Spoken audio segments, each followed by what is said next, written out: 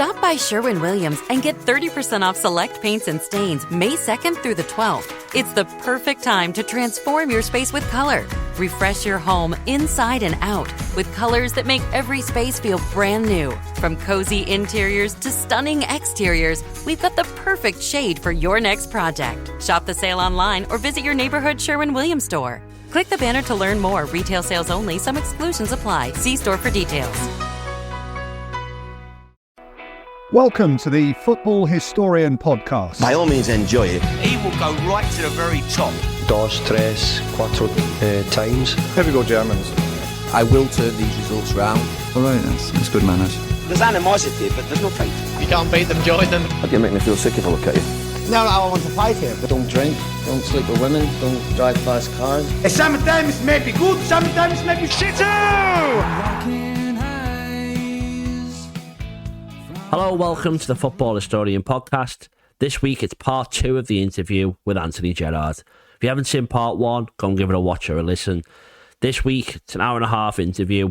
Great stories. If you've seen the Bradley Orr alleged youth tale that's on our YouTube, it's got over 100,000 views. It's like an hour and a half of stories just like that. It's definitely worth a watch or a listen. Watch it all the way through to the end. I really hope you enjoy it. Let's get on with the episode. What's the biggest fallout you've ever had with a manager?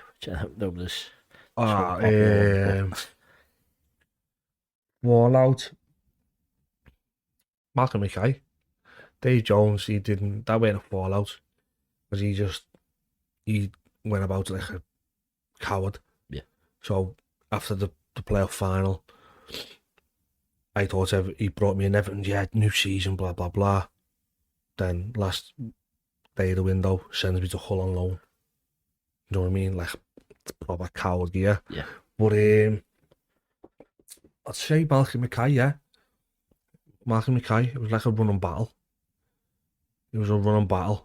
What I didn't know was a running battle, if that makes sense. Like, it was always just, he was on me for whatever reason.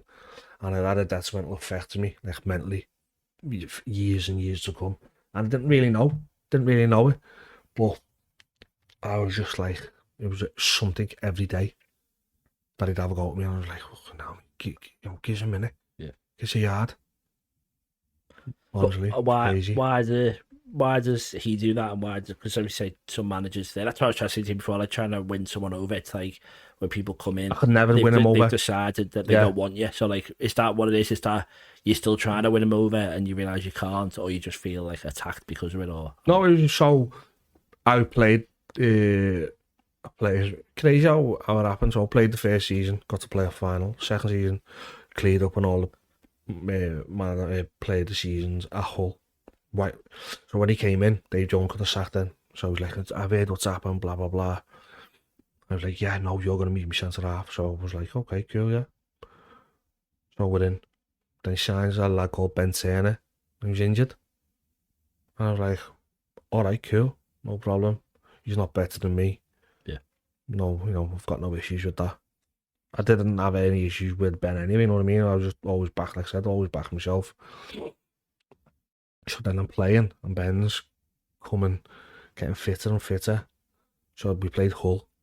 So a goal gets scored, 1v1 defending, and the lad, Matty Fry, a friend of mine, just basically falls over the ball and lands in his pad, and he scores. So I'm like, fuck, Jesus Christ. Get it back to 1-1. So then a goal happens. Nothing to do with me. My man pulls out wide, I follow him. Stay out there, blah, blah, blah. Ball gets crossed in and it goes. Nick Barmby scores between the right back and right side centre half. So we're sitting in the changing room. So I've got my head down like that. So he comes in and he starts shouting. I look up and he's in my face and I'm like, what? He's like, going on at me. And like I said, I don't like, so I went, what? Me? I said, get the video and you'll see that I said the first goal, yeah. He said he fell into the ball. He said I could have cleared it better. He said the second goal, not on me. You've asked me to do everything I've done, blah blah blah. So then that's the start of it. So like he goes on at me, and his assistant David Kerslake, he's a little rat. He like scurries out after him, and Joe McBride, his dad was a Lisbon Lion. He's like the first team coach, and I go, Joe, what's that about? And he goes, like, basically embarrassed for him. Yeah. And I was like, nah. So then I'm sitting there, and I go, that's me done here, you know. And they're like, what do you mean? I was like, that's me done. And the lad goes, you fucking played well. I said, no, played well. I said, but that's me done. Just because the way he acted, you mean? Just like, it was just like over the top, do you know what I mean? And the lad's going, no way. I was like, watch next week, I'm not going to play. I can guarantee it. From that reaction, but so the lads are like, no, you will, you know. Sure as eggs are eggs. I didn't play. And then from there, I was in and out. I was playing for games, then I was out. Yeah. And then even like in the training ground, you just have a go at me for like no reason whatsoever. Yeah. So I told the story, this little ratty assistant, so he had to wear shin pads every day for training. No one was going through each other in training. It was just his rule, do you know what I mean? Right. So I'm sitting here. So I used to sit here, and Witch used to sit next to me because I was 6, he was 7. So as I'm ducked down like that to put, remember the old Sondico shin pads, like little tiny ones? Yeah. So I got a scalpel and ripped the foam off. I'd just have foam in there so it looked like I had something. So as I'm putting the foam in, I look up, and a little rat, Dave Kerslake's like looking down the door, but he doesn't know that I've clocked him, do you know what I mean? So as I'm looking like that, I thought, what is he doing now, the little rat? So I thought, here's what I'll do. So the kit man he must have about 50 pairs of these little Sondico yellow, I can remember them now. So I thought, I'll put a proper pair in, so I'll put them in. So we're warming up, and it's like the kids' holidays, like it is now, Easter. Yeah. And I'm sure, around at the same time, to be honest. So we're training. So where the Vale is, the building's here. The car park's to the left. And there's like a big net there. It's like the fans all standing watching. So we're warming up right on the net. Like off the pitch. But they never ever used to do it. Yeah. So we're jogging round. So Witz is like laughing, going, "You're gonna say something?" I was like, "No, I can just see him." So his mate like shunted onto him. So he goes, "Everybody got the shin pads on?" So I was like, "Yeah. Everybody got the shin pads on?" So I was like, "Yeah. Jazz, have you got yours on?" I was like, "Yeah, I've got mine on, Gaffer. Yeah. You're like, "You sure?" Like, "I've got my shin pads on." And I went, "Don't you trust me? Don't you believe me?" And he was like, "No, come on then, everybody, let's see shin pads." Out the blue. So I just went, "Look, there's my shin pads, got the two men knocking together." Mate, I swear to God, he was like, this basement like thunder.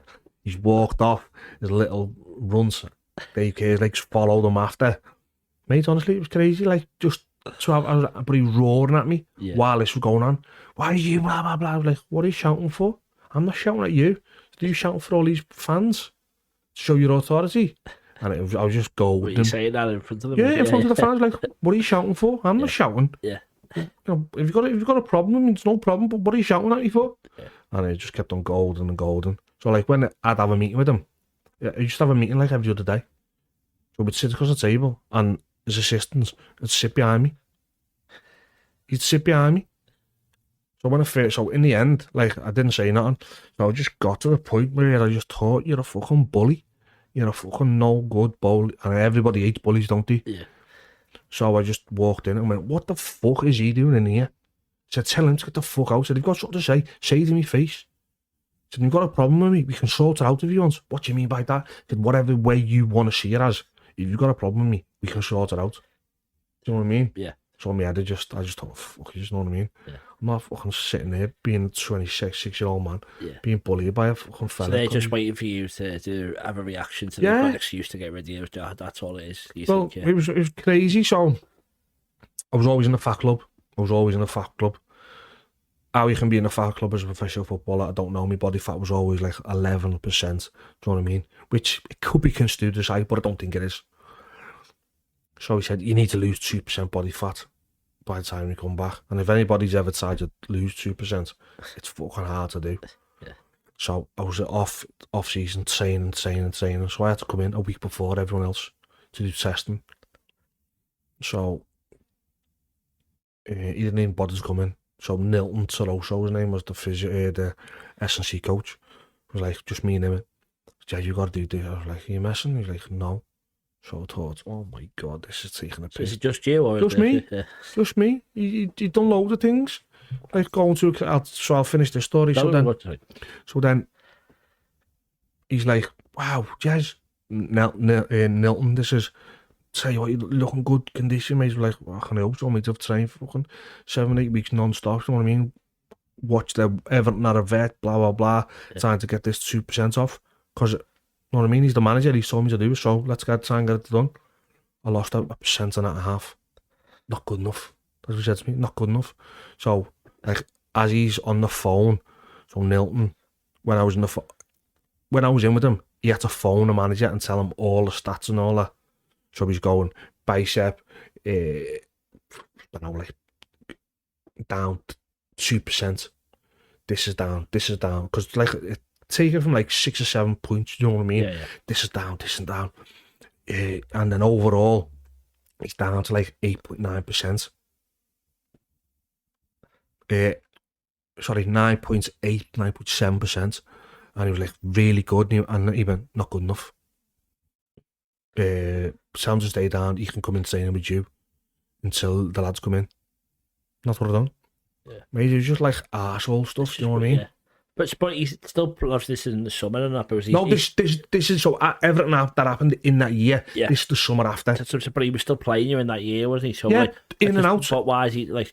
So what's the motive behind all this? Is what I'm trying to say. Is it just to make you react so he can get rid of you? Yeah, just a mind fuck. You know what I mean? Because was he doing it to other players, or no, were you going to be a fit? Just me. Yeah, just me. Because the captain couldn't stay fit. So I was in, I was out. I was in, played for 4 games. I was in, I was out. Played for 6 games. Do you know what I mean? Yeah. So he just had me on a piece of string.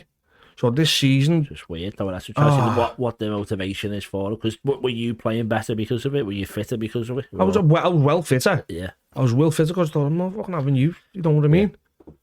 So since it worked that way, but obviously it worked that way. But I want to play. You wouldn't. Yeah, mentally, I was gone. Yeah. I was gone for 4 years after it. Do you know what I mean? But I didn't know I was gone. Yeah. And it sounds really crazy and really stupid, but I was just gone.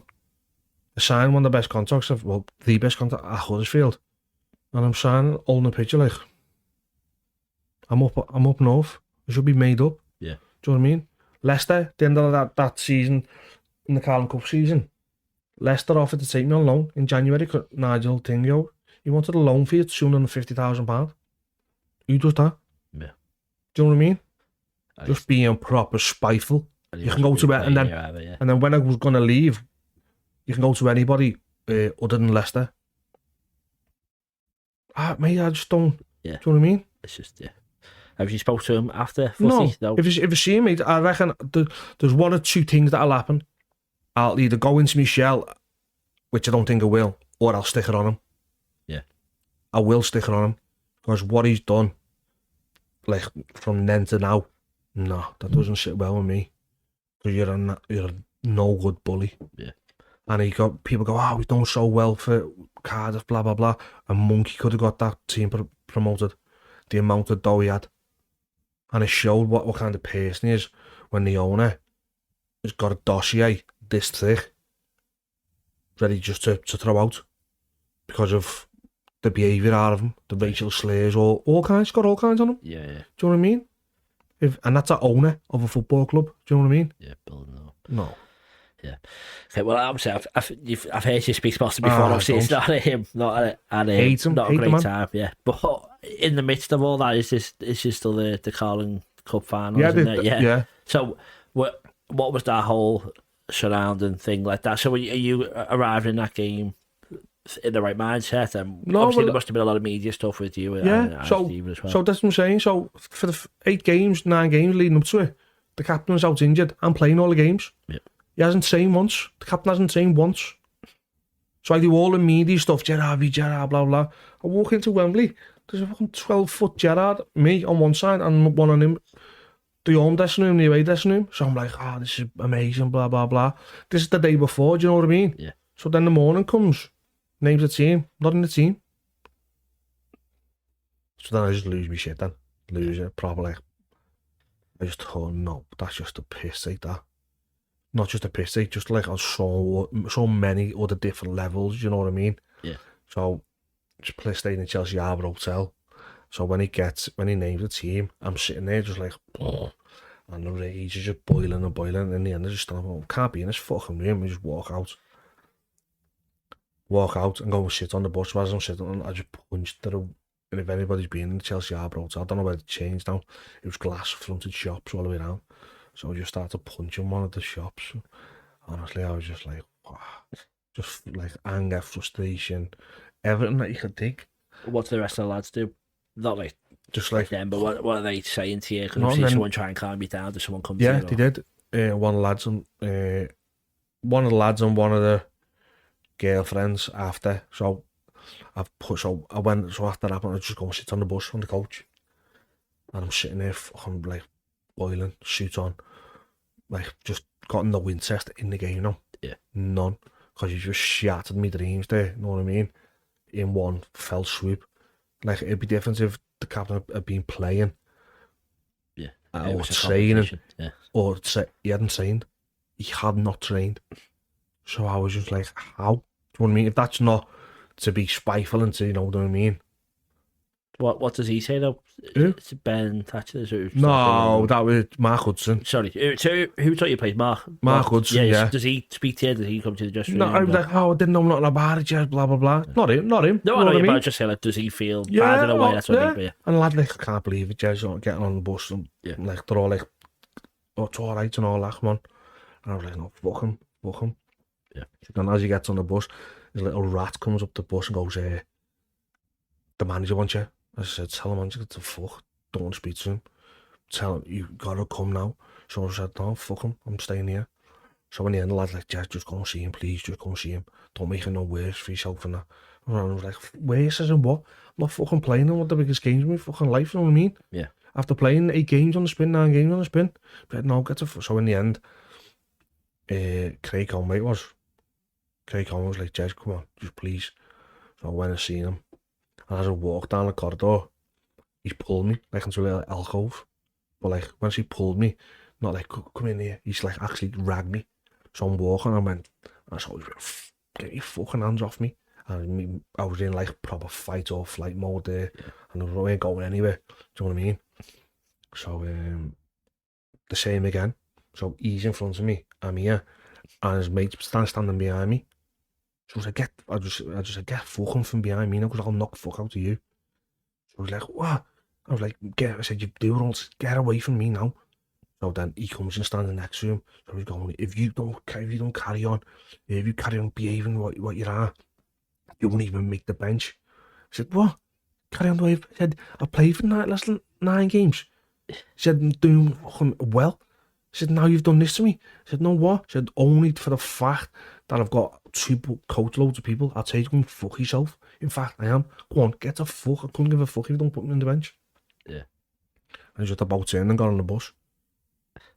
I ended up being on the bench and that, but it just went the same. I was just like...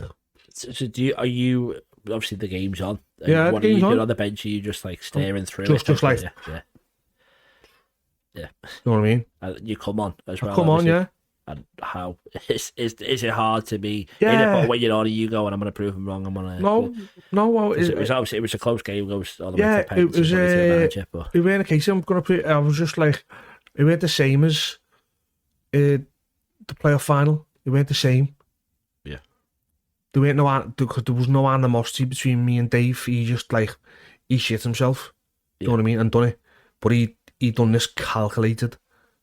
Yeah. You know what I mean? If the captain had been training that week, I could go, all right, you know what I mean? Or again, if he'd have pulled you and said the morning of it, do you know what I mean? In front of everyone. It's a shitbag way. Yeah. Do you know what I mean? It's a calculated move that you're doing. Yeah. Do you know what I mean? So then when the penalties come, I was still confident I was taking a penalty. But I heard a thing about Cole Palmer. No one understands until you're standing on that penalty spot. The goal goes from a normal side goal to a 5-side goal. I'm telling you now. Yeah. Cole Palmer can just manage it better because he's been in them circumstances a lot more often. In the semi-final, I'm taking the 5th penalty to get us to the final. Only that my mate saved a couple of saves, you know what I mean? Yeah. It didn't get to me in the 5th. I was the 5th penalty in the semis. Yeah. So the reason I'm 5th pen is that because it's a good penalty. Do you know what I mean? But like I said, when the goalie's that big, but see what Charlie Adam did in that. Charlie Adam, Stephen missed. Yeah, exactly. So do you know what I mean? There's pressure on top of just taking it, isn't it? It's not just taking it. And especially when you're throwing everything else that's happened. Yeah. And it's not like a blasted over the bar, hit the bottom of the post. You know what I mean? I was right behind you, it makes you feel better. Yeah. Oh, yeah, fantastic. But no, it's. But what I mean is that this is where I'm lucky, because I had all my mates there, all Liverpool fans, and they were sick. Yeah. They were sick for me. So what other lad, you know what I mean, has got that?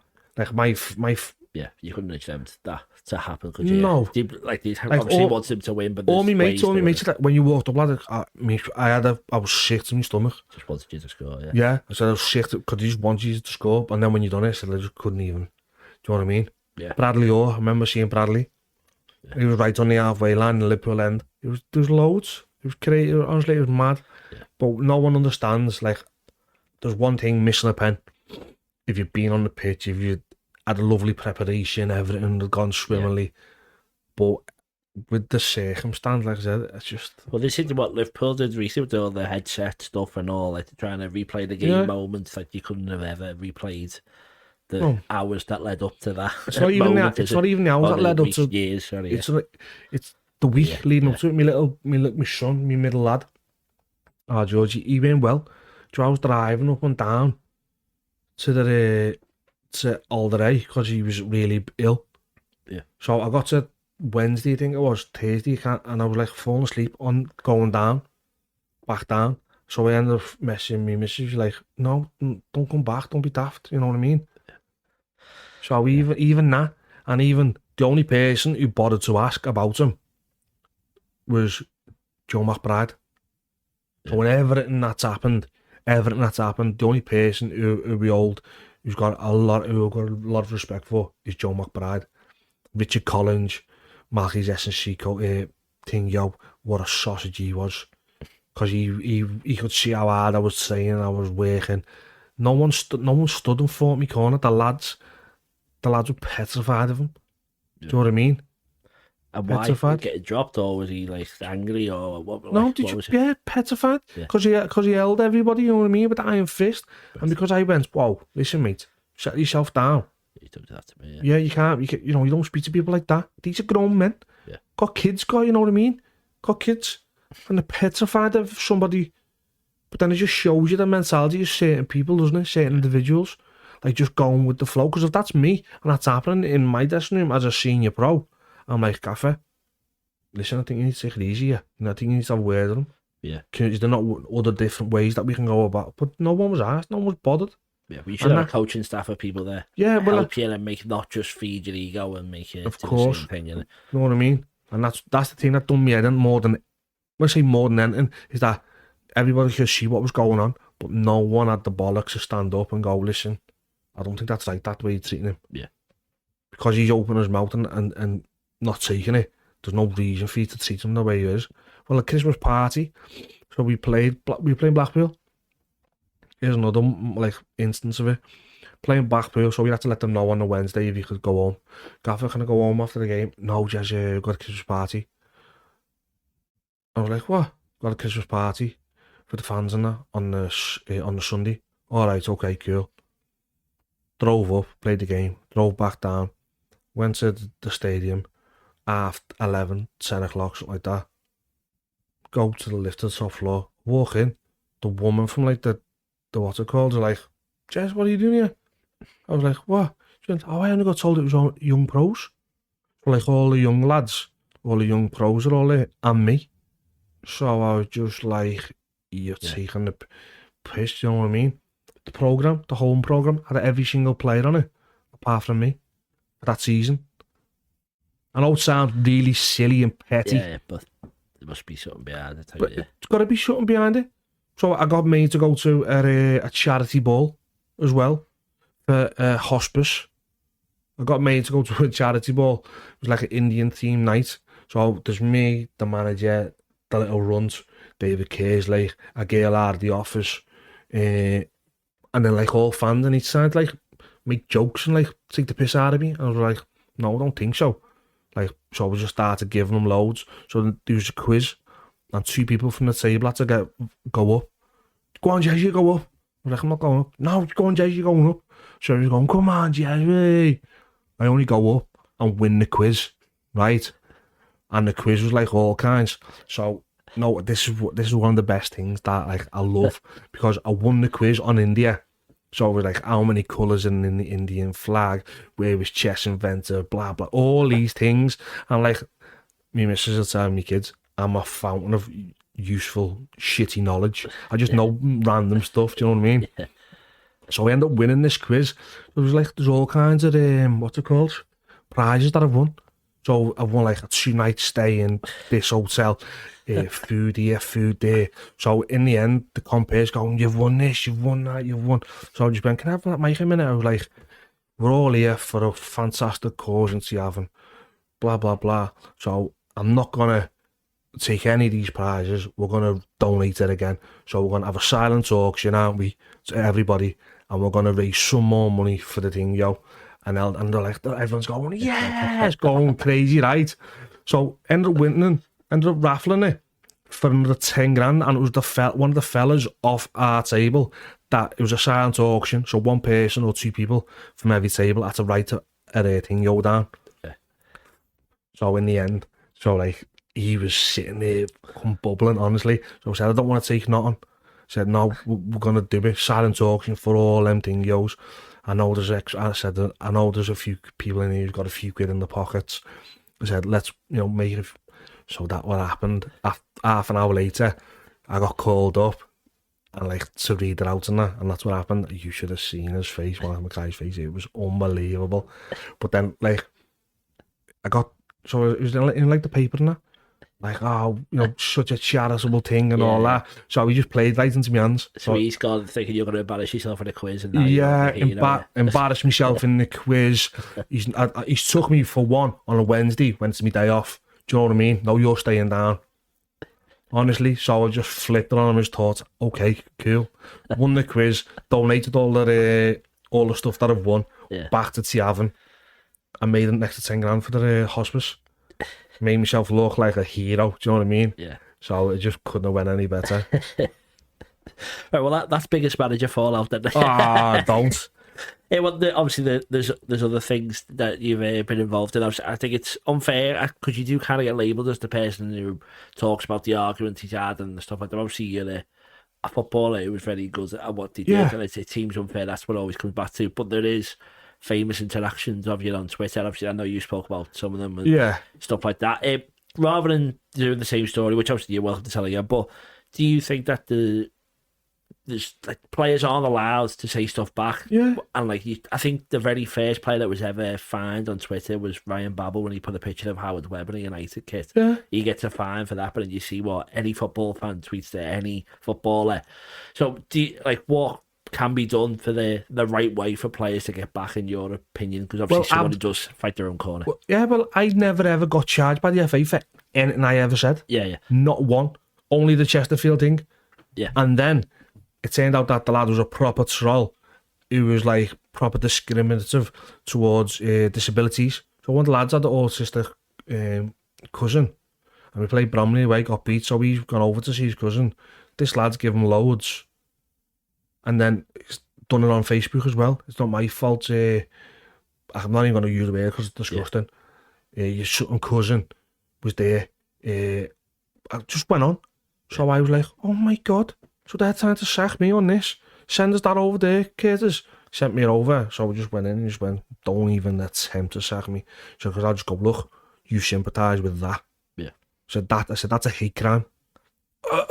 Stuttering, spluttering, doing all the nonsense that they've done. And what they don't realise is that I'm not just a pretty face, I'm quite switched on. So every time I go into a meeting with anybody in football, I have the voice note on my phone. I'll just press it and just leave it on the counter. Yeah. So they don't know that what's being recorded. Do you know what I mean? Because then it's only, if it's not recorded, it's just he said, she said. Yeah. But no, I've got actual evidence there to back it up. So that happened on Twitter. But then, like, it's happened loads of times. Yeah. No, and I agree with you for standing up for yourself, but I was just thinking, is there a way that you think players can't say, because you see, like, you can't. There's no way whatsoever. The accounts, that's the only thing that people do. That's the only way, because they can say whatever they want to you, unless it's a death threat. That's when it takes, president, the police can get involved and all that. But if they start giving you dogs abuse, they wouldn't do it walking down the street. No. Because any footballer, I'd say 99% of footballers are from working class backgrounds. So they're not going to stand there and let you abuse them, are they, from across the road? You're going to get into, you're going to get duffed up. It's as simple as that. Yeah. So why should I allow it on a forum? Do you know what I mean? Well, it happened to me when I played for Walsall. My son was brand new. I think it was March time. So we played at Samia, and I'm holding my son. My son, me, my missus, my dad, my father-in-law. So I'm holding my son. There's 3 lads. It'll be on Twitter somewhere. If this comes out, the lads know exactly who they are. Come on, start giving me dogs abuse. Gerrard, blah, blah, blah, blah. Don't he walk and get in the car? So we just went, hold on. The baby, the missus, so we just went out of the car. We started bang. Come on, get out the car.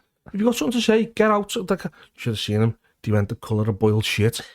Honestly, they went the colour of boiled shite and thought. And they chased him in the car to the motorway. And then that was, I don't know whether Twitter was about then, but it was like on a forum or something. But the lads, when it comes out, they'll know exactly who they are and they'll mention it.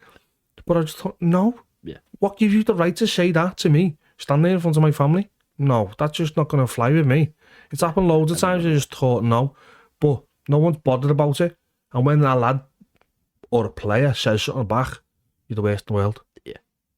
Do you know what I mean? That's it. It's just trying to, like, I don't even know the answer, but like, it's what are you supposed to do and what is the way out of it to make it better? And it's just it. Like the Chesterfield one. He just teed me up. It was just dead easy. Yeah.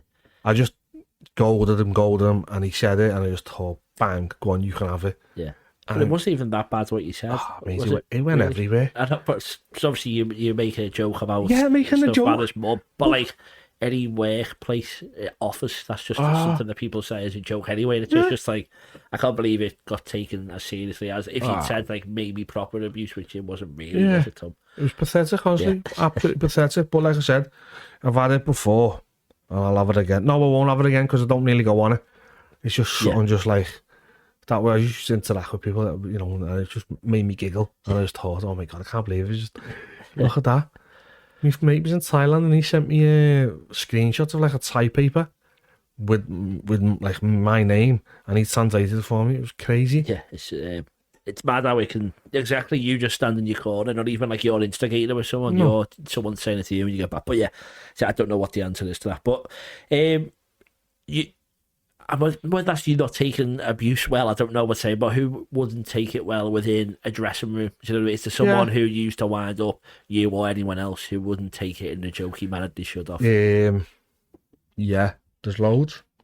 And to be honest, it's strange, to be honest, because that's the environment that you're brought up in. Yeah.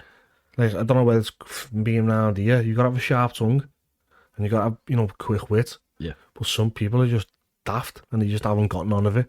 So like when they're getting it roped in and you like, not abuse, the banter, you just don't know how to take it. Yeah. And you're just like, are you for real? But other people are just like dead quick witted and that. Well, so we spoke about Adam Hamill. He said it was at Huddersfield that it was one of the best dressing rooms ever. Obviously, he said spending so much at other clubs. But what was that time like with him and with everyone else? Empty head. I call him empty head, but he's like one of them lovable divs. I don't know whether I should say that, but he'll laugh when I say that. Like, he called me Foxy Bingo, fat back, all kinds, like, but like, he's just hilarious. He is. Remember going, we used to have a car school. Me, the Weasel, that's what, like, the nicknames, MC Head, that's him, the Weasel, fat back, me, and Shaggy. So like, that was our car school. So we were driving over the moors this day, and he's reaching in the back trying to find something. Driving us like 70, 75 on the top, like, and pissing down, like, what are you doing? He's like, oh, sorry, yeah. And just didn't have a care in the world, honestly. He's one in a million, like, he's a funny dude. I think he said he was, he lived 5 minutes away from training when he'd just get distracted watching Sky Sports News and be 25 minutes late just by that's just it. For no fault of his own. He just didn't even mean to be late. But there's been times where the car school has actually had to just leave him and just go, because one can be late, all four can't be late. Do you know what I mean? Yeah. So that's happened a few times. But yeah, he's a funny dude. Yeah. And how important is a dressing room in terms of how well you do on the pitch? Like, Massive, absolutely massive. And why? What is it? Because if you just have 11 boss players who don't get on, do you reckon that wouldn't work as well as work. 11 or 8 players who are best mates? Yeah, it doesn't work. So when I was at Walsall, our dressing room at Walsall was unbelievable. I've been very fortunate. There's only been a couple of places where the dressing room was crap. Yeah. Walsall was next level. It was hilarious. It was funny. The lads wouldn't go home till like 4:30. Would spend 2,500 hours in the dressing room just like talking, or in the canteen just talking, just chatting, laughing, all stuff like that. When I went to Cardiff, it was dour. It was proper dour. And like when there was a few lads who played in lower league, and we tried to like get it funny in that, but the other lads like were up themselves, and you're like, fucking hell, this is hard work. Yeah. So there was a player called Warren Feeney. So he didn't care about his clothes one jot. So I remember like everyone was going through the trend of like standing all over the back of the jeans, and it was all frayed and stuff. So this was like me and him could do it to each other because it was funny, and he liked it. You know what I mean? So he was talking about his jeans. I was like, look at you fucking tramp, the back of your jeans, it's like got a big archway. And he's like, nah, I've laid them and all that. So when he went out at signing, I cut about 4 inches off the bottom of his jeans, so it was like he had a pair of ankle swayers, you know what I mean? So we're all sitting there, was waiting for him to get, so he gets in the shower, I pulls them on, and he was raging, but he was laughing at the same time, and I was like, fuck off, they're only from next, you minge bag and all that, giving him loads, you know what I mean? He's like, no, you've overstepped the line and all that, so I'm laughing, going, oh, no way. So like, it was funny, it was hilarious, everyone was buzzing off it. So he left it for about 3 weeks, and it was my birthday. So my missus bought me a pair of like lovely jeans, lovely fitted jeans and all that. So like, happy birthday lads and all that. Like, thanks very much. You had to bring cakes in and all that. Brought me cakes in. So in the afternoon, I'm going to pick my mum and dad up from the train station because they're coming down for the for either, I think it was a Friday. Yeah, I think it was a Friday. And I'm going to pick my mum and dad up from the train station. So as I've gone back to the dressing room and getting the shower and that, or everyone's still in there, and I thought, what's going on here? Because everyone's usually get showered and stays off there. So I thought, what's going on here? So as I've gone in the shower, I've pulled my jeans off the peg, and he's only tried to cut the pocket off my jeans. But where he's that fucking daft, he's gone right through the jeans. I went, and it looks like I've got a pair of arseless chaps on, right? So I was just like, oh my God. So like, I'm laughing. I can't be upset about it, you know what I mean? Because it's happened. So I'm laughing, going, I can't believe you've done that. I said, fucking cost a fortune. Mrs. bought me them. She was like, you cut mine. I was like, all right, Sam. I said, are you quit? She's like, yeah. So I'm laughing, thinking, so I had to put the jeans on, drive into Cardiff, go and find the identical jeans, right? So I'm telling me mum and dad, so they're laughing, the guy going, you fucking joking? I was like, no, I had to go and buy a pair, so I roll them up, stuff them in the corner of the boot. So Laura didn't see them. So then when we're going out for food on the Saturday night, she's getting the baby's pram out. So she gets the pram out, she catches the jeans. And I was like, what are they doing in there? I was like, I started stuttering. And I had to tell her, so she's saying them now, she's going, you're fucking messing. Big ass cut out of the jeans, honestly. Crazy.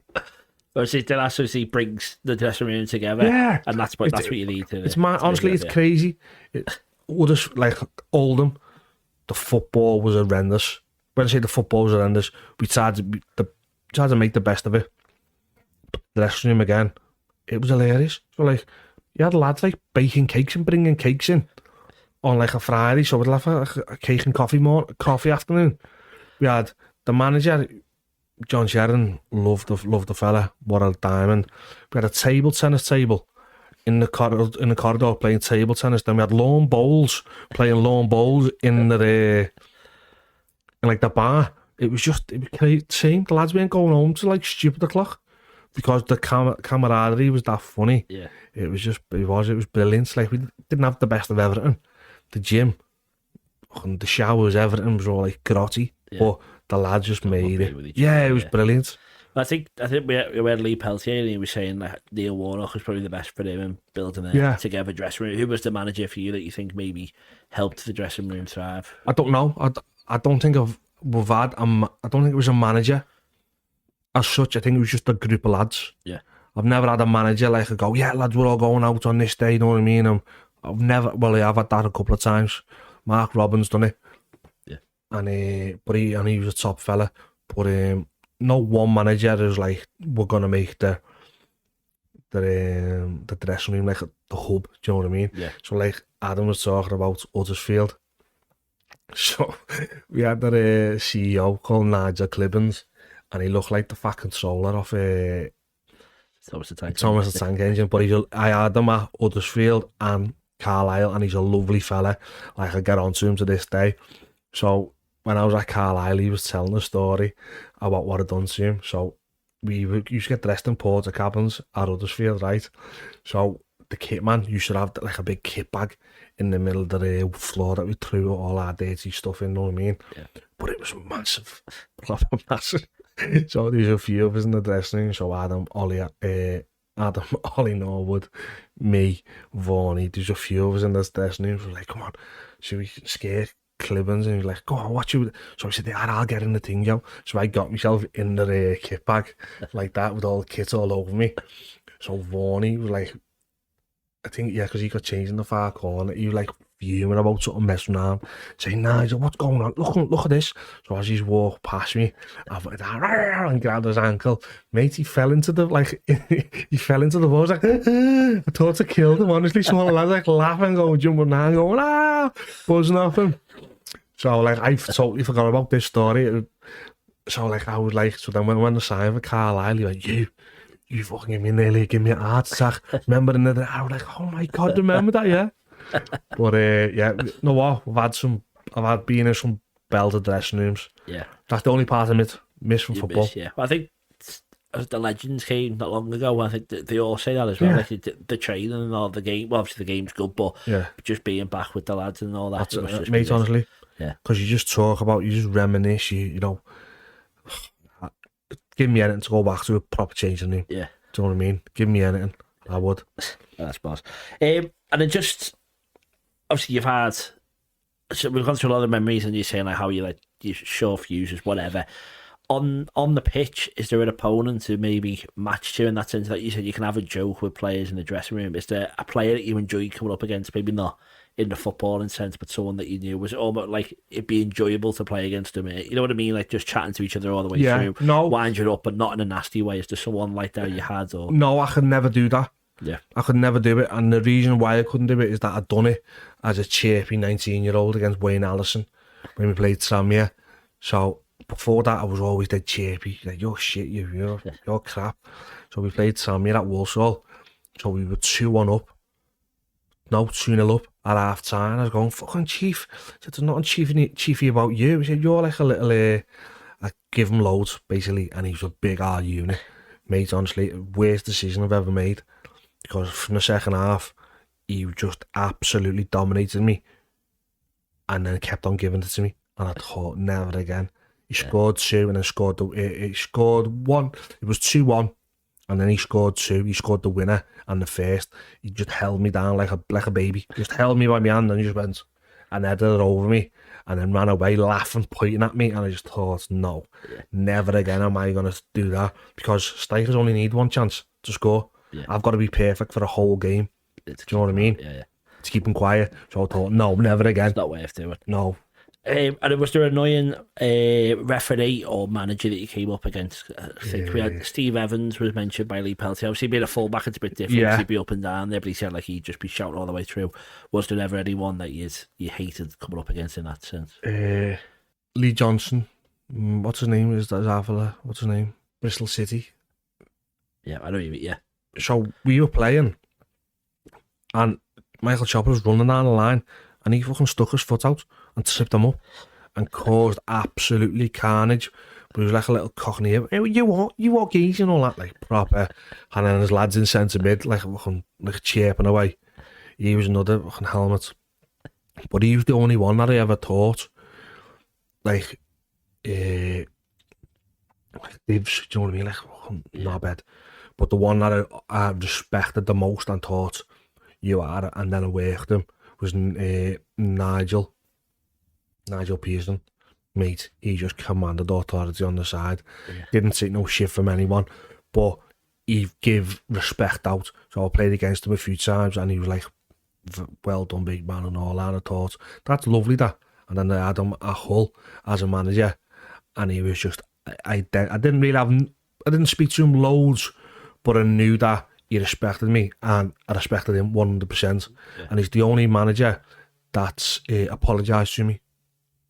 And I thought, that takes a lot, that takes a lot for somebody of your stature and your, like, you know what I mean, bravado, your masculinity to do that. And I just thought, no, that's decent, that. See, he does have a bit of a reputation, a bit of a strange, like the ostrich press conferences, and he held someone down at Watford, but not what you find. No, I thought he was a top fella, and we played a game, and a goal went in, and he tried to come for me, and I was like, no, Gaff, I said, that weren't me. I said, when you watch it back on the video, you'll see that that's not me. Because my recollection and my recall on things is bang on, you know, certain things. And I was like, no, that weren't me, that happened. He was like, no, it was you. And I was like, all right, okay, when you watch it back. And because I respect him, I didn't go back at him. I just gave him my opinion, and then that was it. And then on the Monday, he watched it back over the weekend. I went, you were right, sorry about that, I apologise. And I thought, you know what? And you compare that with Malky, Mackay, that was never happened, would it? No, fucking hell, never happened in Monday Sundays, that. Yeah. But that's chalk and cheese, because he was a man's man. And that's why you respect him, because he does that to you. Because Malcolm played the role of being like this tough guy, but he wasn't. He was just a bully, he was a shitbag. Yeah. But Nige done it and carried it off, do you know what I mean? But also, on the flip side of it, if you're hard playing this role, you can see your frailties, and no, go on, I was wrong there, but he wouldn't have done that, do you know what I mean? Because he didn't understand the role. Yeah. Do you know what I mean? He just played at it. He like standing there. You know what you should do, Malcolm Mackay? Here's a mad one. You should stand there, look, and go that. And he should put his hands out, and the kit man used to put the coat on him. Mate, how embarrassing is that? Yeah. But what I'm saying is that, like, to everybody else, everyone's like, oh yeah, he was a sausage. He was just a pure bully. But Nige, like, when you'd see him stand on it, 6'3", big massive head, big broad shoulders, played the game at an unbelievable level. Do you know what I mean? Yeah. For me, no, I can respect that. It's a proper manager. Yeah, it's a proper manager. Why's the kit man putting the coat on him? Why would you do that yourself? Yeah. That's the question. Asking it's bad enough, isn't it? Oh, that's funny. Have you ever seen a player on holiday that you've clashed with on the pitch and then reminded them of it? Do you know what I mean? So maybe the opponent you don't bump into a lot, and then you see them again. No, I haven't. No. Or have you ever carried a fuse from one season to another one? Like, or is it like past clubs, and like, how far back does it go that you go and I remember what you did to him? It's just a personality thing. It was never like, I can't think of who, but I know for a fact I've done it. Yeah. Or you just give a vibe off, and you think, most probably people have that perception of me. Like, he's dead angry. I'm not. I'm just like, but when I get on the pitch, I just want to win. Yeah. Do you know what I mean? Well, Bradley Orr was on, he was speaking about El Hadji, and he breaks Jamie Mackey's leg. Yeah, I've seen it, yeah. And he jumps into, he meets him in the on holiday. So, just saying, like, obviously, he was saying it wasn't just him, all the team, they were playing him, but like, we're getting him back because he was laughing at him. So, like, that does go on in that sense, you're trying to get even on them. Well, James Vaughan, I've known Vaughan for years and years, and I play with him. So, him and a lad called Jimmy Neester. I don't know what's happened, but that one was heavy. We played Palace for Huddersfield, and it was a full-on brawl. I remember it clear as day. The kit man was involved. It was unbelievable. Everyone was just like letting each other. Wilfred Zaha poked me in the eye. He had like a big long thing, and I went and put me out. Honestly, I was like, ah! But like, that was like at the end. But Vaughan gave it to him proper, and he said I fucking hate him. So I don't know what went on, but he always said he hated him. No, like from that, and I think he played for another team as well. He always said it. That's the only player, but I've grudges over, yeah. But I don't know what something must have happened for it. But you know, I've thought there will have been players who have thought, oh, he's a bell end him. Yeah. And then when I spoke to him, I thought, no, but he's all right, he's sound. It's different on the pitch. But it's just on the pitch, you know what I mean? It's your job. It's, you know. I played 6-a-side last night and someone kicked off at me for not going to get the ball, but then at the end it was like, sorry about that. As you say, that is the smallest level, so you're playing at the highest level. Yeah, you're a different person when you're playing football. You're like, don't even try to compare it, but you know what I mean? So it's, you're in that weird mentality exactly, thing. It's that you're just two blokes after that. Yeah, that's it. Yeah. That's exactly what it is. Well, you've heard the story, haven't you, about Dean Windass and Robbie Savage? Oh, yeah. You know what I mean? That's in the pub after. That in the pub after, and he goes, that's not even his dad. Do you know what I mean? With it, yeah. But that's, you know what I mean? You can always laugh about that then. Yeah, I done my coaching badges with Sav. So I've spoken to him quite a bit, and he is a top fella. Yeah. Do you know what I mean? Well, he knew how to wind people up. Yeah. You know, some people get that out. As you said, you tried to do that and ended up getting 2 goals against you. But if you can turn yourself on doing that in a football sense. Yeah, well, that's it. Yeah. Well, we'll ask a big question about football history and then some of the stuff like I asked you to prepare before. But the first one I want to ask is, who's the best player you've ever played against? Best player? Played against some very good footballers and some players who I might mention and you wouldn't even go, what? Well, yeah, really? Maybe the best player you played against and the player who's played the best against you, which I think maybe 2 different things. Didier Drogba, played against him for Cardiff in the FA Cup, and I just thought, wow. He was playing at half cock and he was just an absolute animal. You know what I mean? Yeah. And I've used that picture quite a few times because in the group, one of the group chats, someone found something on Instagram, one of the coaches was talking about catfish, and I was like, no, that's just when I was young and fit, and that I've got another picture about when I was young and fit, and it was me going against Didier Drogba. Said, oh yeah, I found it. But no, in me you could just tell he was thing. Luis Suarez in the final, but he didn't do much. No. So I know that sounds really silly to say, and I'd be going, what the fuck's he? Do you know what I mean? But I don't think he done much. No, there wasn't much like him. Yeah, so the 2 different things in it. I think Carragher always said Drogba used to bully him, and Carragher didn't get bullied very much by many. So, so you've gone to this. Sorry, who was your first football hero when you were growing up? Maldini. In fact, I don't know. I can't really. Maldini for a defender when I started playing that position. Yeah. But my first vivid memory was Italian 90. It was US 94, and it just takes me back to being an inside. Stoichkov. Oh yeah. Stoichkov, and he was hitting them free kicks and on Lechkov, all them. That's like my abiding memory of that summer, just being them in the square, and I was just hitting free kicks. So don't say he was I can't say he was my idol, but that's like the first vivid proper memory I've got of football was Stoichkov in Bulgaria in the 94 World Cup. Yeah, that's boss. Go on then, we'll ask the stuff that maybe I asked you to prepare, but the first one before that is, what do you think is the best football era? So that could be like 10 years, 5 years. 2004 to 16. Nobody can tell me any difference. Yeah. Even like when you said comparing apples and oranges, that's what we've got now. You couldn't pick one player from now you could better that. If you name a striker, so we'll go for Harry Kane. Okay. Name the strikers, so Harry Kane in this era, Aguero, who else? Lewandowski. Okay, yeah. Who else? Benzema, maybe. Benzema, okay. In the Premier League. But you'll win, yeah. Shearer, Fowler, Cole, Henry. Yeah. Who else? You've got Cole, Fowler, Owen. Know what I mean? And that's only in the Premier League. Yeah, that's just a few. Then you got R9. Yeah. You know what I mean? Yeah. Romario, Romario's before that. Yeah. But mate, there's just no comparison. They couldn't live in that era. Not a chance. Yeah.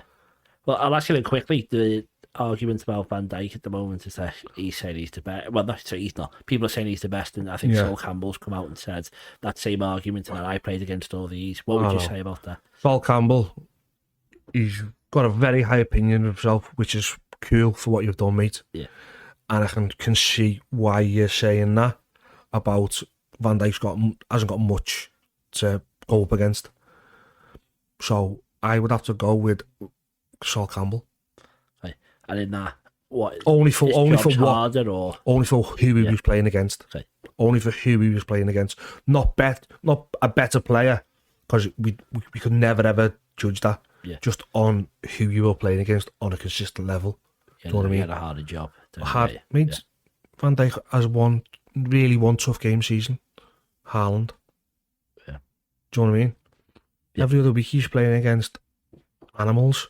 You know what I mean? He wanted, and it was back then. It was a lot more physical. Yeah. Crosses coming in the box. So Alan Shearer coming across you with a big elbow. You know what I mean? Trying to win a header. Wouldn't fancy that. No. Drogba. Yeah. Your mate. You know what I mean? Yeah, my mate. me and Dids are like that. Who are the top 5 players of all time? You can do a 5-1. That's fine, but if not, just no, can't. Yeah. I think it's disrespectful putting them in that order. Okay. Do we have to put the obvious, or are we it's up to you. Whatever you want to put them at. I'm guessing you say Messi and Ronaldo. Yeah, no, I'll exclude them. Okay, because they're on a next level, and there's only Messi, Ronaldo. We'll go on to them. We'll go on to them, but I'd say Zidane, for what he done, meeting them 4 years, 6 years, was absolutely. I used to like, oh my god. When the ball gets pinged over the top and he jumps and just takes it down and caresses it. That's what I used to. Every kid who played football, that's all he used to do. I do. Yeah. You know what I mean? So Zidane, I've got to go for Maldini for his longevity. Mate, what a footballer. And what a handsome man, honestly. No, if you come and took your missus off you, you couldn't complain, could you? Yeah. Honestly. So Zidane, Maldini. I'm going to put Wayne in there. I am going to put Wayne in there. Just seeing him growing up like as a kid to where he was. I've got to, you know what I mean? That's fair enough. Who else? He's not there yet, but he will be. Jude Bellingham. Right, yep. That's just like for what he's doing now. You know what I mean? Not like he's gonna be there. And who else can I put in there? Throw me a name. Throw me some names. Well, a lot of people have said your cousin. I've heard him many, many times. I know, but is that weird to say it, or? Yeah, it doesn't say. It's a bit weird. All right, carry on. Yeah, easy for me. Yeah, do you know what I mean? You feel like you can't say it. But I feel like I can't say it. R9, you mentioned him before. I'll put R9 in there. So R9, Zidane, Maldini, Jude Bellingham, and Wayne. Okay. I will put Stephen in there.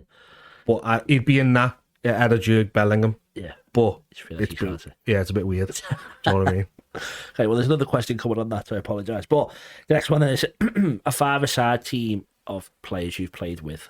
Oof. And you're allowed to put yourself in there. If you no, not that egotistical, to be honest, mate. I will go for Tom Eaton as the goalie. One of the nicest people you'd ever wish to meet, honestly. Considering he's a Manc through and through. He's a lovely, lovely, lovely lad. Yeah. So I'll go with Peter Whittingham. This one, right, is going to be no one. I'll say very few people will have heard of this player.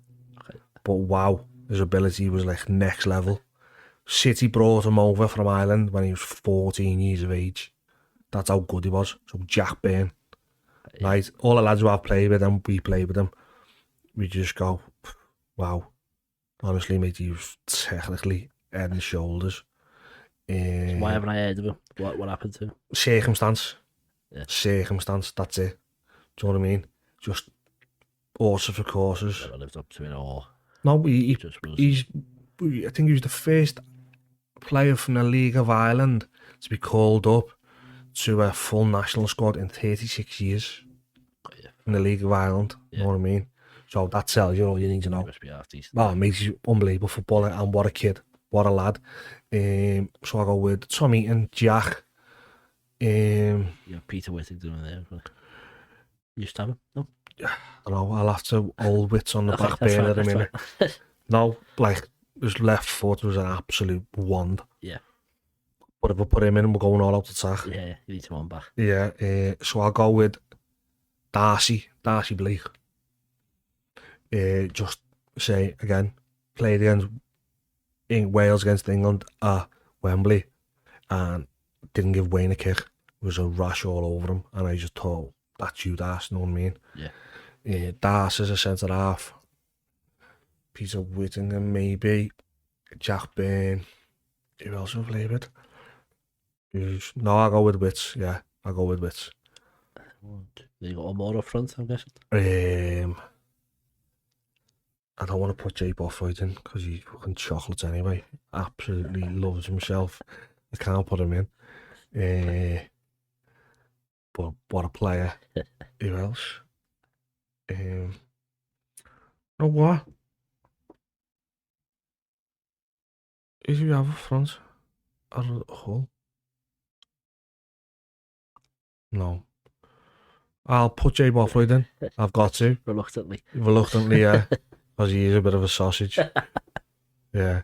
But it's how you take him with a pinch of salt, basically. But yeah, I'll have to put him in. Yeah, okay. And then someone's just got injured. We need a super sub. Again, it could be yourself or anyone else. Who would you bring on? Jesus Christ. I'm just thinking. Super sub. So we need a goal, don't we, really? Yeah, possibly. I'd go for Ross McCormack. Yeah. Yeah, he can play. Yeah. Okay, sorted. Right, so we always do a debate here as well, where we try and settle some of the biggest debates in football history. The debate. First one, and I promise you I asked this to everyone, is Gerrard, Lampard or Scholes, in which order? Which order? Yeah. And I'll say Stephen. Gerrard, Scholes, Lampard.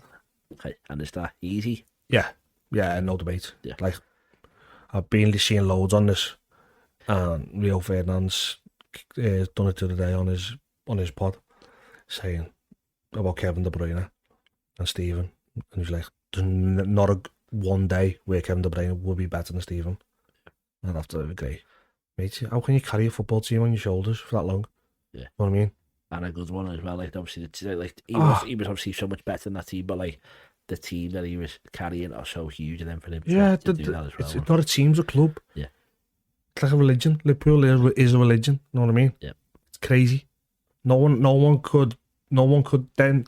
So when you talk about, they couldn't do what Stephen done in a million years. Yeah. Go and play right back against in the Champions League final when everyone else out on the feet. You're throwing yourself at things. You know what I mean? Yeah. Dragging a team from 3-0 down, scoring a goal, bombing you know what I mean? And to be honest, he had a bad first half. When that turn that Kaka done and then played it into Crespo. You know what I mean? So from going from 3-0 down to not having the best of games to literally, no, I'm turning myself into Superman here and we are going to win it. Come on. You know what I mean? Scholes couldn't tackle. You know what I mean? Couldn't do the defensive work. Frank Lampard, you're playing with Claude Mackay. And who else do you have in next to him? Can't even, you know what I mean? Yeah, go on, you just run forward. He just did the scoring. Yeah, you just run forward and score goals. I just sit here. Miss Stevens going from that corner to that corner to that corner to that corner, taking throw-ins, goal kicks, all kinds. You know what I mean? Yeah. No, there's no debate, mate. Sorry. Yep. Nope. Well, not being disrespectful to the others because they are great players in their own right. He's absolutely winning by a mile on this. Right, the next one then is Pele or Maradona. I'll have to go for Maradona because Pele was too before my time. Yep. And he's playing against butchers and goat herders and stuff like that. You know what I mean? So when you look at football in the 80s, it's fucking brutal, mate. You know what I mean? Some of them videos I've been watching, mate, honestly, how he got up and just done it, I just don't know. It's absolutely berserk. On the worst pitches as well. Worst pitches. You know what I mean? Yeah. How he can control a ball like that, mate, and then he gets banned and then goes and trains on his own. Have you seen them videos as well? Before the World Cup and that. Come on. Up and down San Diego. Yeah, what a player. Right, next one is Messi or Ronaldo. Messi. Easy. Yeah. Mate, what Messi's got is a God-given talent. Everything about him. How can you be running a full pelt and just stop stone dead and just let the defender run in front of you without having like some kind of sixth sense? I respect Ronaldo for what he's built himself into. He's built himself into this phenomenon, you know what I mean? His body, his work ethic, can't be denied. But for actual football ability and God-given talent, Lionel Messi all day. And if they are the best players of the last 10, 15 years, who's third place behind them? Wayne. Yeah, okay. All day. Like I said, bursting on the scene at 16. When I say bursting on the scene, he weren't just bursting on the scene, he ragdolling people. All grown men, Lily and Chiram. In the Euros, Michael Silvestre, dealing with them, scoring goals, having a nation on your back as an 18-year-old, 16-year-old. It's unheard of. You know what I mean? Yeah. So like I said, so for the, I'm not going to say fall off, so for the fight to diminish, I can understand it.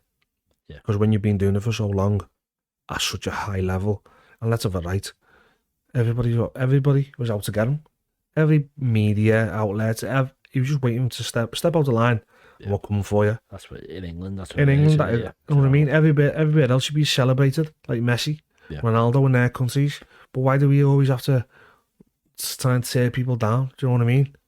Yeah. No, you would have let him be who he wanted to be and do what he wanted to do. Listen, mate, you'd see, like I'm saying, there'd be a three-way debate, not a two-way debate. Yeah. And that's how I see it. I've seen him do things that you just like, ow. How'd you do that? But you know what I mean? And set it up close as well. Yeah, well, that's what I'm saying. I've told a story about the volley through the tractor. Yeah. And like, even now to this day, I just like, how can you do it? You must be like a physics professor in his brain to calculate it. Bang on. You know what I mean? Yeah. No one can just hit that off the cuff and do that. Yeah. They can't. And it must be weird for them that other people can't do it as well. Like, well, it's that natural, as you say, like Messi and that. They must not, like, just have it, don't they? It's not like they're training to well, that's what I'm saying. Like, Ronaldo's trained himself into it. He's like, you know what I mean? He's worked so hard to be able to do that. Exactly. Just so as much as the debate is like, it's easy for me. It's not like, I'd respect exactly what you've done. Oh, yeah. But it's... You'd be second behind Messi, you're not a bad player. No, telling you. Right, so the last couple of debates are quick fire ones. Obviously, feel free to go in, but just throw a few at you. So it's Buffon, Casillas, and Neuer. Buffon. Salah and Hazard. Salah. Haaland or Mbappe. Haaland. Technology or traditional refereeing. Traditional. But only for because now VAR is going to involve. There's no talking points in the pub for all the R1s and all that. Yeah. It was because now it's just black and white. There's no like, well, why? You know what I mean? It's just, it's there and there now. Yeah, and I think you've ruined the pub. Yeah, no, you've not ruined it. But like the post-match. Yeah, you know what I mean? That, even like the goal, you know, like goals offside marginal. Oh no, I thought that was off. I thought people who have lost that, like, the passion for it, because it's no VAR said it. It's, and it takes 5 minutes to tell you and you ruin the goal. I know, like rugby league, it's done instantaneously. Same as rugby league, rugby union. Why do we have to fucking, you know what I mean? And the goal against Tottenham when Liverpool scored it, and the kid in the back going, no, we need to change the decision. We need to change it, and they're like, oh no, we can't. Of course you can, yeah. Of course you can. That's the rule, you know what I mean? Yeah. You fucked it up, so you've got to change it because it's a goal. And they're bringing a semi-automated offsides in now, but like they're doing it mid-season, which I think is the maddest thing. Like they're doing it this season, which is all right because the season's pretty much over in most places. Yeah. But any other season where you could change such massive things with the offsides, it just seems. Yeah, but that's just. Yeah. Well, know what I heard as well, that the UEFA are trying to go to 60-minute games, and the clock only starts and stops when the ball's in play. For me, it's just, why? Yeah. Just leave it how it is. It's cool. He's doing too much. Yeah. Just do. If the goalie takes too long, give a corner. Yeah, like that one was good, wasn't it? We made it 8 seconds rather than 6, and it goes out the corner. See, I think Mark Clattenburg said that as well. He did with the throw-in one, but it's like if you get done for time wasting, because it happened the other day where like you stop it, then write the card out. I think it was Liverpool against Fulham, obviously just the last game you watch. They had 2 players booked for time wasting, and they added 10 seconds on. So they added on. But the 2 players that got booked for time wasting, they stopped the game to write the thing out, which took like a minute anyway. So it's just like, it just doesn't make sense. No. Some rules, yeah, I can understand, and it needs, but like that. But it's like non-footballing people make the decisions as well, which is so obvious. Clueless. Like VAR, put ex-pros in it. Oh yeah, I don't get that at all. Put ex-pros in it, and they can... Even like... Would you do that if you were asked to do all that? day? Yeah, that's what I'm saying, because some people want to do it. All you have to do is like, look at the ball, where the ball moves. Like, you're watching, like, the James Tarkowski tackle. Listen, he's gone in, but he can't just stop his momentum. Yep. Oh, his momentum's carrying through. So, how many people do you know who can run full pelt and just go... Or go into a tackle? He's reckless. He's not reckless. You're going into a tackle. Yeah. That's what I can't get my head around it. We go, how's the momentum? So if you get a pendulum and swing it, it doesn't just stop, does it? Yeah. It just keeps swinging. Do you know what I mean? Once you put that in motion, you can't stop it. Yeah. It's the same as a tackle. The same as like when the ball ricochets off, they go and give the wrong decision. Just look at the direction of the ball and the trajectory where the people are running from. Yeah. Do you know what I mean? If you're running straight like that and the defender comes in this way and the ball goes there, there's a great possibility that the defenders win the ball. But if the ball carries on going straight and the defender takes him out, he's probably missed it, hasn't he? Do you know what I mean? It doesn't take a genius to work it out, does it? Yeah. Just look at all the components at certain times. Yeah. This is a bit that proper baffles me. We'll go back to the quick fire ones. Relegation or a playoff with the teams from the league below? Relegation. La Liga or the Premier League? Prem. Extra time or straight to penalties? Straight to pens. Ronaldinho or Zidane? Zidane. Rangers or Celtic? Oh, I don't know. See, this is another thing. It's best maybe not to pick. Yeah. yeah. Pass if you want. Yeah, I'll pass on that one because I'm a Catholic. But obviously what's gone with Rangers and that, I've been in the ground that when's bouncing. You start swaying, you know what I mean? Yeah. But I'm not like...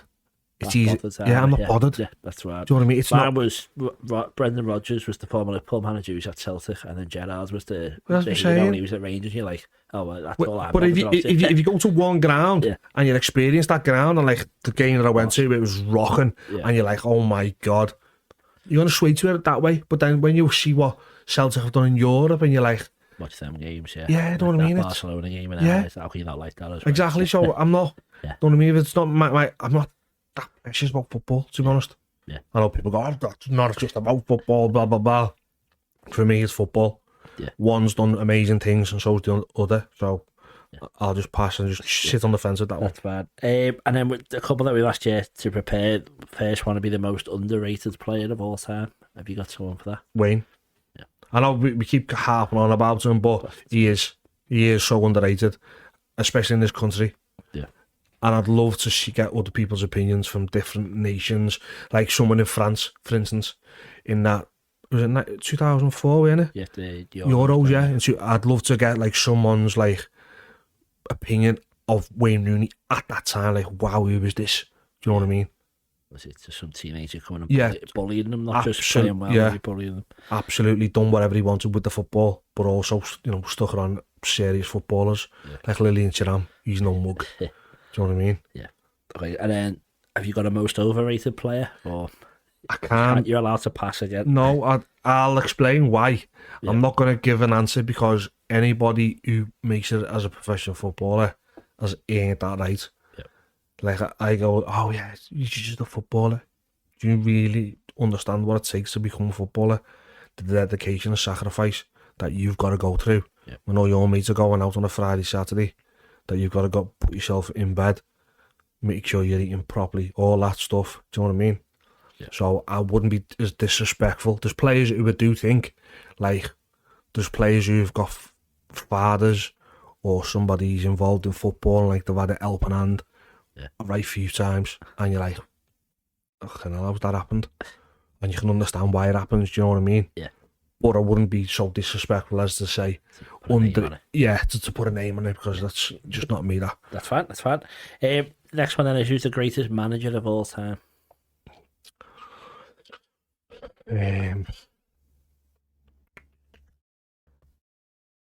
Greatest manager of all time. There's a toss up here. I'm gonna have to put Don Carlo in there. Yeah. Got to. He's done it too many occasions in too many leagues, mate. And Champions Leagues. Do you know what I mean? Like, people go, oh, go Guardiola, mate. He's had the best of the best everywhere he's gone. Yeah. Like me, if there's coaching books that I'm going to read or, like, take a real vested interest in, I'd read Graham Potter's book, over Guardiola's and Eddie Howe and Klopp's, because they haven't had the best of the best. They've had to work the way through it. You know what I mean? So from someone who's come from, like, lower leagues, that's the route I'd have to go through. Yeah. So they're the people I'd have to watch and, like, studying. Do you know what I mean? Yeah. Oh, yeah, he had Messi. Oh, and then he went to Bayern, and then he's got Robin, Lewandowski. And then he goes to City, and then he's got De Bruyne, Haaland, Aguero. Where's the hardship? You're seeing the hardship now. Yeah. Do you know what I mean? Yeah. And you're out, and you're not coming up with the answers, mate. No, it's there's no reaction at all. There's no reaction. That Manchester derby when it was it was dead. I've never seen a Manchester derby like it. At least there's like some kind of fight and battle. There was nothing. Yeah. So now you're going through hardship, but I'm not seeing no reaction to it. Yeah. All the other managers, Klopp lost how many Champions Leagues on the spin? Lost finals when he lost to finals, lost to Dortmund and all that. Oh, sorry, I think he lost, like, it was 2 of them in the spin. I think he lost 5 or 6 finals in a row. You know what I mean? That takes a lot of bollocks to come back and go, no, I am a winner. I am going to carry on winning. Yeah. This is what I'm going to do. You know what I mean? Yeah. Mate, Pep fell off a cliff. I'm not being detrimental to him, but your team's not what it should be, and you're not coming up with the answers. So, you know what I mean? So that's why I'd prefer Klopp and others over him, because when you've come unstuck and you've been found out to an extent. Yeah. Because you haven't had the best of the best. And if he comes back, that's the thing, but he hasn't come back yet, has he? So. He hasn't. But Liverpool aren't going to just let you take it. Yeah. Arsenal aren't going to, Pep, Mikel Arteta, do you know what I mean? The next Messiah. Come on, mate. Come on. Do you know what I mean? He was at everyone I was there. I was about to say, did you meet him? Was he there? Yeah, no. Listen, nice lovely lad and that. Yeah. But it's a ball. It's a ball, right? And people try and reinvent it beyond its comprehension, and you don't have to. Have you seen that Amazon stuff with him? You know, like the light bulb and that. Like, I just... My mate's an Arsenal fan, and I was like, I can't, but like, I said that we're not footballers, so I can't put myself in there. So, like, what would you do if a manager did? Do you just need the right players, or do you all just buy into it? No, that's what it is? No. There'll be lads sitting there going, oh, yeah. And apps in the inside thinking, what a fucking dickhead this fella is. Like, playing You'll Never Walk Alone next to the pitch. Yeah. You can't replicate it. You cannot replicate that moment. Yeah. No matter how much you think you're thinking outside the box, you can't replicate it. It's as simple as that. Well, like, I'm a coach now. I hear all these buzzwords like, the terminology. Load of shit, mate. It's a load of shit to me. Give me 10 kids, 11 kids of this standard. You can have the top standard, and I'll guarantee I beat you with this. Because I know what makes them tick. I know how to beat them. Do you know what I mean? Yeah. Why are we trying to reinvent the wheel? Guardiola, brilliant what he's done with the 3-box-3. That, wow, brilliant. Chris Wilder, overlapping centre halves. You know what I mean? Everybody can have this little thing. Yeah. But once it only happens for so long, and then people work out how to beat it. Everybody learns the same stuff on the coaching badges. Everybody. It's how you interpret it that makes it good. But then it's the stuff that you do away from football. The personality side, can you get them buying in? Can you do this? Can you do that? Yeah. That takes you to the next level. I mean, ask any of them players from Jurgen Klopp, run through that door for me. I'll guarantee they'll all do it, regardless of if they were playing or not. That shows that he's a serious coach. Yeah. Do you know what I mean? And it's what you make them, in a less cringy way, it's what you make them feel as much as feel, what you put of course. In it, yeah. Take care. Are you alright? How's your family? Yeah. The kids okay? How's your missus? I know we've been away this week. A lot. Do you know what I mean? Mate, Brian Clough giving all the players roses, tell your wives and girlfriends, thanks very much for having us on this Mother's Day. Mate, all that stuff goes a long, long way. Yeah. Stuff that you don't see not the tangible stuff. Yeah. I was speaking to somebody the other day who works with Burnley. I'm not going to say his name. And he worked under the new manager now and with Vincent Kompany. The difference is, he said, how Scott Parker is with the lads now. He said, tactically, Kompany was better. Yeah. But how he is with the lads, he said, it's a better environment. It's a lot chilled, a lot more together because of what he's doing. Do you know what I mean? Yeah. I think it's, I just can't fathom it. Honestly, I really can't fathom it. I'm coaching 14-year-old kids now, right? And I'm teaching them, in coaching, it's development. When you're coaching kids up to a certain age, 21s, it's development. You want to get them better to get them into a first team, or you want to get them better to, if they move on from your club, that they're in a better state. When you become a first team coach, it's about performance. So everything is geared to that 3 points. Yeah. Do you know what I mean? So I'm seeing, I know quite a lot of the performance side of it. I didn't know quite as much development. Right. So now I'm bringing that up. I still know loads of that. I watch games, mate. I must watch 15 games a week. Easy. Yeah. With the job I do as well, mentoring. Yeah. Do you know what I mean? So I'm watching games of footy and there's no rhyme or reason. It's just, I really can't explain it. If it does my head in, because people in football now are just obsessed with trying to baffle you with bullshit, and you're like, no mate, that just doesn't work. I think that's what Gary Neville was basically saying when he after the Manchester derby, saying that these are just players who are coached to do this thing, and once it doesn't go, they just the computer's stuck. They can't. Just, they can't just react. They can't exactly, mate. They haven't got the maverick in them. Yeah. Wayne Rooney's a maverick. Zinedine Zidane's a maverick.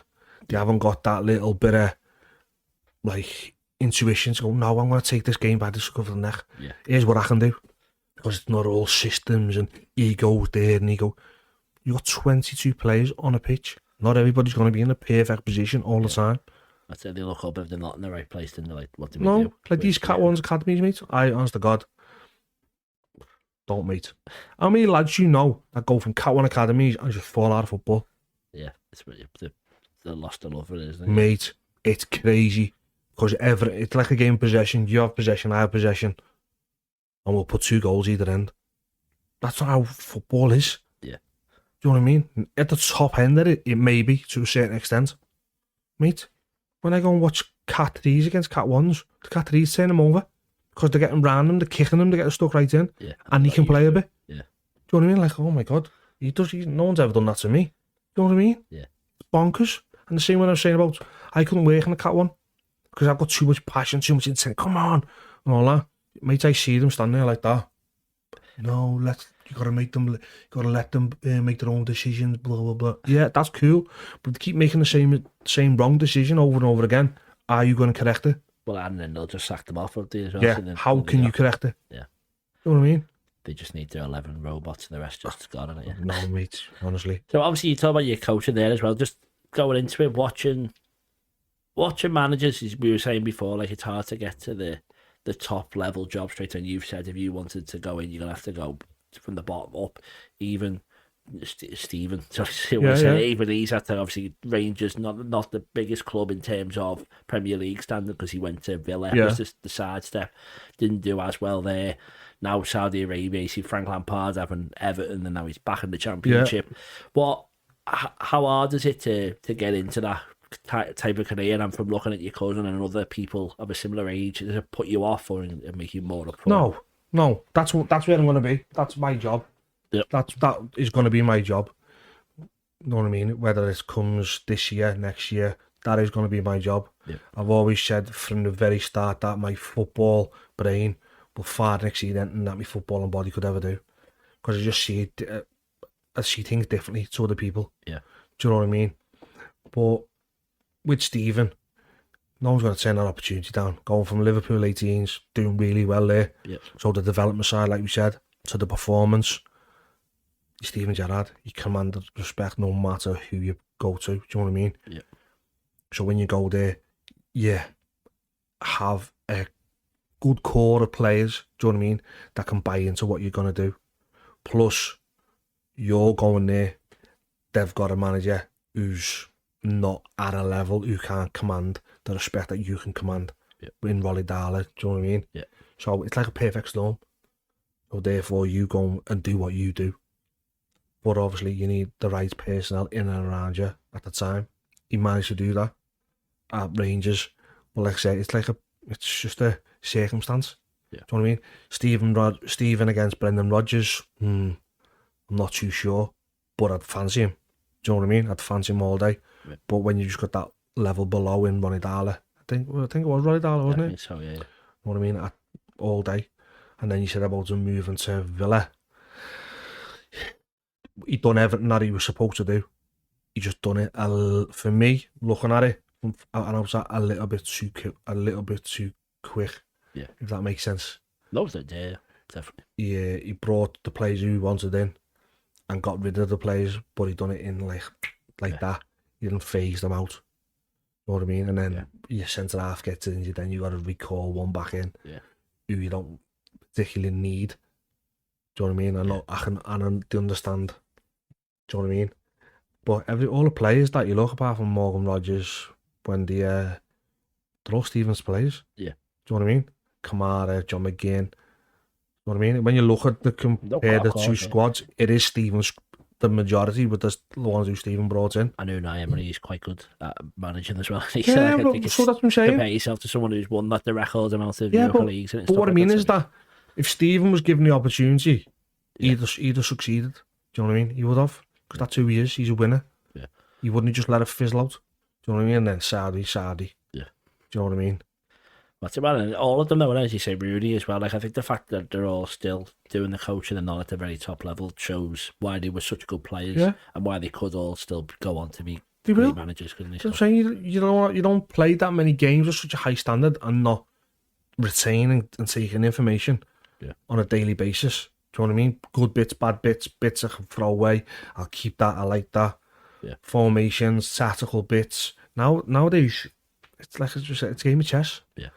Well, and for them, they don't need the money, any of them either. So they're only in it for the football, surely. All of them aren't. Obviously, say, but you want to about Saudi, but still, I'm sure all the other, all of them, they've definitely got the. He's progressed a lot beyond. Know what I mean? Yeah. The facilities, everything, the structure of the club. Yeah. Do you know what I mean? And brought a lot of great coaches over there as well. So it's going to. I think John Achterberg's still there, isn't he? Yeah, but that's what I'm saying. It's just the standards improve after he's left, well, that's what I'm saying. You know, we don't know. He'll come back one day, I should imagine. Do you know what I mean? But who's to say he won't? Yeah. He doesn't know football, nothing. Do you know what I mean? Yeah. And his first job, he's won a league. He's a league title winner. Do you know what I mean? Yeah. So people and and speculate and do all that. Just let him be. Yeah. Do you know what I mean? He's been in the limelight for so long, so if he wants to stay wherever he is and enjoy himself and be a dad and you'll go and be the manager then. Do all the bits. Yeah, I'll be a coach, whatever. Do you know what I mean? Sure. Right, sorry, that was a slightly off tangent there, but no, I enjoyed it. Next question, the last one in the debate, is the greatest team ever. So not like a 1 to 11, like an actual team that's been together. Barcelona 2010 to 13. Okay, so which forward line are you? Because all the defence was similar, but what forward line is that? It was Messi, Villa, is it? Villa and Pedro. Yeah. That team. So Guardiola and Tito Villanova's, mate, they were special then. Yeah. But then you look at that team with Neymar, Messi, Suarez. Yeah. That's do you know what I mean? Quite good as well. Oh, quite good. Jesus Christ. You don't like you're on the waltzes if you got a mark like that. You're looking mad, yeah. Yeah, okay, that's great. And then, right, the last thing I'll ask you then is a red card. So we ask you to give a red card to something in football and something in life. So it can be traffic, it can be time wasting, whatever. So what would the red card in football be? I want to say VAR. but I don't think it'd ever be red carded now. No, it's adapted maybe, but they'll never I'd never get rid of it. It'll be adapted, as you said. Time wasting, I hate it. It's boring. No one comes to football to watch a fella untie his lace, stand up, go back down, pretend to throw it, drop it behind his back. Do you know what I mean? Yeah. That pisses me off. So I'd have to say time wasting. Well, we had David Fairclough in a matter of hours ago, but last week on this, and the Saint Etienne goal, I'm sure you're aware of it, at the end. I watched the game back and none of them time wasted too. One goal ahead with 6 minutes to go, quarter final of the European Cup, just scores, and there's 3 chances where they get to go in the corner, and he was going, no, we told don't time waste, that's not what we do, and he crossed it in, trying to score again. You know, I was watching it just from a modern perspective, going, oh my God, I can't believe it. I said that to him, and then like, to watch that's how the game was. Maybe that's better. Obviously, it's probably less safe in terms of win, but more entertainment for football. It's entertainment, and that's what people pay the money for. They don't come to be bored, do they? You know what I mean? People are paying a hell of a lot of money now to watch games of football. They want to be entertained. Yeah. Do you know what I mean? So that's, go and do it. Go and entertain. Go and put smiles on people's faces. Yeah.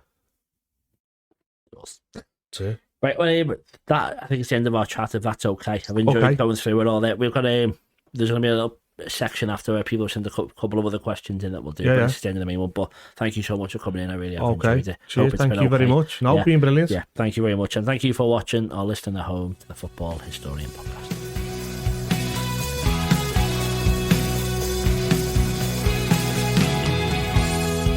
Locking eyes from across the room, heart is pounding. What do I have to lose? This kind of feeling tends to blur your sight. Is it love that we This podcast is part of the Sports Social Podcast Network.